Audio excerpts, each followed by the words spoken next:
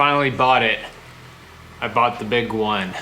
No more breaker bars for me. Box says this thing has 1,100 foot-pounds of nut busting torque. That seems adequate to me, and it means I will never have to use a breaker bar again in my life except for all the times that I do. Ladies, if your man's mad at you, buy him one of these. He'll bust a nut every time. That is dumb. That took like 20 minutes with a huge breaker bar for me to get off on the other side.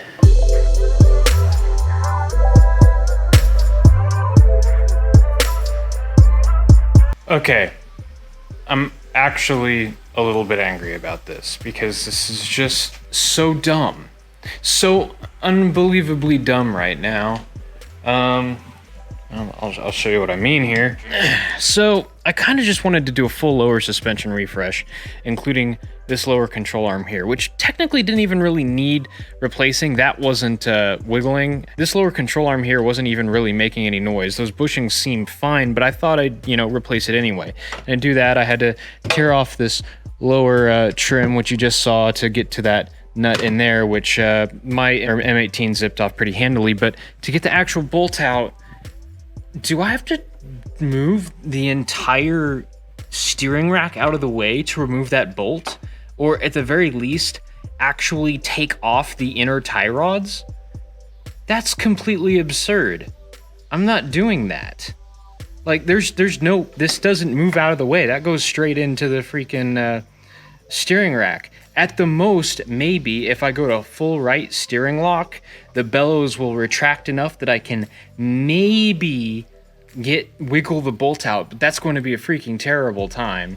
And then on the other side, it's just not coming off. I hammered on that thing. You can see where it kind of cleaned the rust off.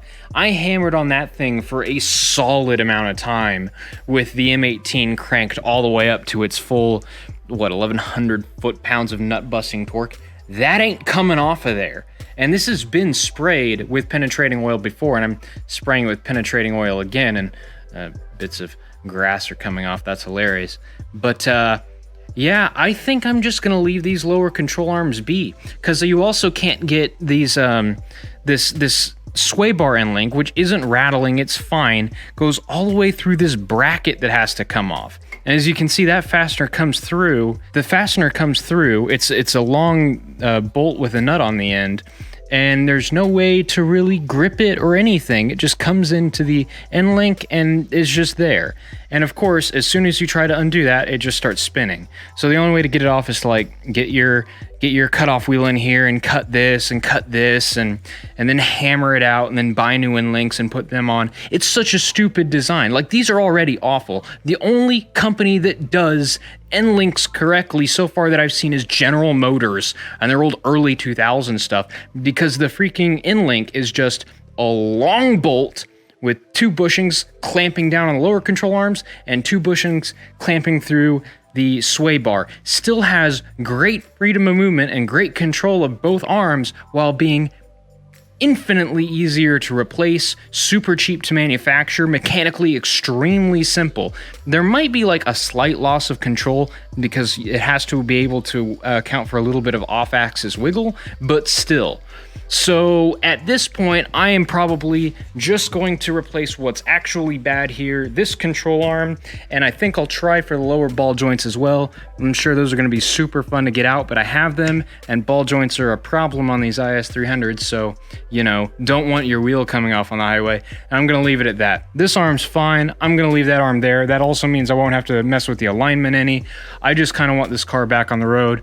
At this point, I want to sell it. I'm so sick of it. I've also been under here looking for my AC leak. Haven't found a dang thing. Don't know what's going on there. Might put more dye in it at some point. I don't know. Fortunately, the rest of replacing this control arm looks pretty straightforward. There's just a bracket that I got to unbolt, and then out it comes and in goes the new one. And yeah, should be good. Might actually be able to drive this tonight, but it is getting kind of dark out, so probably not. Finally ready to pull this control arm out. There's this big old brace for the subframe that goes across half the car that has to be taken down. And there we go.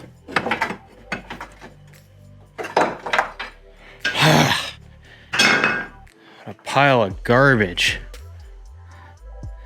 Yeah, that bushing's seen some better days. It's split all the way around here and super soft, so it's gonna go away. New hotness is gonna come in. Got the old ball joint out with the aid of my ball joint press and a bit of swearing, and got the new one ready to go in. This doesn't seem too roached. It's not like clicking or anything like that, but it's starting to feel a little bit marginal. Like if I really yank on it, I can feel just a little bit of movement. So that's gonna go in, new castle nut. I gotta go grab a new pin and slap that thing right back in the car. Move on to the other side. I've never tried this before, and I always kind of wanted to. I'm gonna take a Harbor Freight heat gun, put it on high, see if I can get this dent out.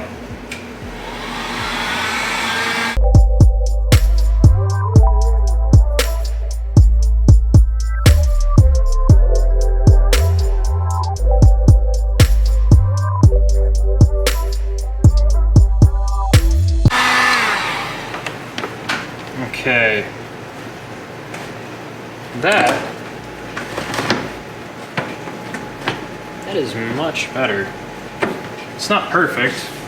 It's a heck of a lot better from a distance. I'm pretty pleased with that, really. Well, it's on the ground now, at least. Alec is here helping. We got the two control arms swapped out, and getting them lined up again absolutely sucked. There's so many weird reference points that have to line up because of this dumb multi-piece lower control arm setup. We got it done. Got them on the ground, got the undercover back on. Let's see if this thing still starts after locking itself. There we go. Well, at least it's got enough juice to do that. Oh, it is hot in here. It was weak, but it lives. Best thing in the world. I have AC in my shop. It's not much, but it works. Oh yeah, that comes from the bottom. And it doesn't go anywhere because the thing broke off. So you just kind of like, it's good. It's real good. They're all like that too. Oh man, this car is filthy. When did it get dark out? What time is it? It is 8:44. 8:44? That's not terrible. Okay. All right. Back this thing on out of the shop.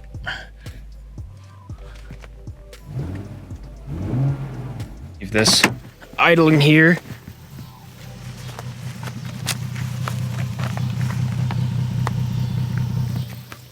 Leave that idling there. Look at how destroyed the floor is. Ugh. I gotta get a hose out here and clean all this. Anyway, that does it for today. I'm hot and sweaty and covered in dirt. That thing is on 4 wheels again. Next episode with that, I'm gonna clean up the rust, clean up the car itself, get it ready for sale, just make it look a little more presentable. I mean, it's not bad. Honestly, I forgot how nice and quiet that thing is when you get in it. It really is actually a very pleasant place to be. It'll make someone a very good daily driver, just not me. Thanks for watching.